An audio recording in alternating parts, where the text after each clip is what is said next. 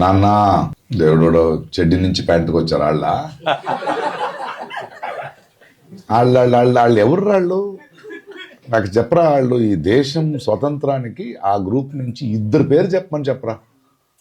ఇద్దరు పేరు ఆర్ఎస్ఎస్ నుంచి స్వతంత్ర సంగ్రామంలో మనం దేశానికి స్వతంత్ర దేశం మనదంటారు కదా, ఆ మొత్తం ఆర్ఎస్ఎస్ లో ఇద్దరిని చెప్పరా. ఇద్దరు ఒక్కరు ఒక్కరైనా చెప్పమని చెప్పు. లేదు, అదొక సంస్థ కాదు, అది ఈ దేశానికి పట్టిన విషం. మీరు భారతదేశాన్ని ఒక సరోవరం అనుకుంటే బ్రహ్మరాక్షసుడు ఉన్నాడు. ఇప్పుడు ఆ సరోవరం మీద ఒక కమలం ఇలా వికసించింది. మీరు ఆ పూత కొట్లాడుతున్నారు కాదు, మీరు కొట్లాడి దాని వేరుంది కదా ఆర్ఎస్ఎస్, దాన్ని కొట్లాడు. అది కమలము ఆర్ఎస్ఎస్ఏ. ఆ బీజేపీకి అమ్ముకున్న కొన్ని పక్షాలు ఉన్నాయి కదా, అవి కూడా ఆర్ఎస్ఎస్ఏ. బ్రహ్మరాక్షసుడు కనిపించట్లేదు, ఇంకో రూపంలో వస్తున్నాడు. ఆ మూలం మీరు అర్థం చేసుకోవాలి. ఆర్ఎస్ఎస్ అనేది వల్లభాయ్ పటేల్ గారు బ్యాన్ చేశారు.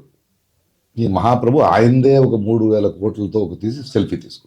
భగత్ సింగ్ ఉండుంటే తనేవాడు, మనవాడు అంటారు. So this is how they are doing. అదొక సంస్థ, అదొక ఇది అంటే ఫుల్ కర్ర పట్టుకుని తిరుగుతుంటారు. అది ఏకే పట్టిస్తారంటారు. అది ఏ దేశం మీద వెళ్తారో ఏం చేస్తారు, వాళ్ళ కవాయితులు చూడాలి. ఒక్క లేడీ మెంబర్ ఉన్నారా, అదొక సంస్థ రా అది, ఆడవాళ్ళని గౌరవించే సంస్థ. ఒక్క లేడీ మెంబర్ లేదు, ఉన్నారా ఎవరైనా? అదొక సంస్థ, దాని గురించి మనం మాట్లాడాలి. మనకి కొందరు పిల్లలు ఎంత పెరిగినా బుద్ధి రాదు చూడు, అలాగే 100 అయినా బుద్ధి రాలేదు అడిగి. కాదు, నేను రాజకీయం ఎవరు చేయాలని చెప్పా, ప్రజలు. నేను రాజకీయం చేస్తున్నా, ఓకే. అక్కడ కాదు, జనాల మధ్య నుంచి ఇలా చేయాల్సింది మనం అంటున్నాం కదా. వాళ్ళు ఎవరండి?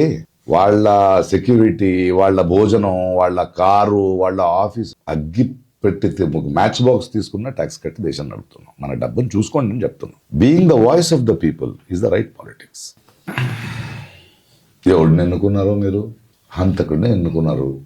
ఆడగది వేట, అది అంతే కదా. చాలా బాధతో చెప్తున్నాయి. ఎన్కౌంటర్ ఏంటి? జనజీవన స్రవంతిలో తీసుకురావాలి కానీ పోరాటం ఎందుకు చేస్తున్నారు? మన ప్రజలే కదా, మనవాళ్లే కదా. ఏంటి సమస్యలు అన్నాడు. ఎన్కౌంటర్ అంటే ఆపరేషన్ సింధూరా? ఇది అలా కాదు కదా, మనవాళ్లే కదా. ఎందుకు కోపడ్డావు? ఏంటి నీ బాధ్యత, ఏంటి నీ బాధ? ఏదో కారణం ఉంటుంది కదా. వాళ్ళు టెర్రరిస్టులు కాదు కదా. ఏదో ఒక ఐడియాలజీతో, మీ ఐడియాలజీ కాకపోవచ్చు, మీకు భిన్నాభిప్రాయాలు ఉండొచ్చు, కూర్చొని మాట్లాడాలి. ఎన్కౌంటర్లు ఏంటి, అరెస్టులు ఏంటి, గొంతు విప్పితే ఈడీ రేట్లు ఏంటి కదా.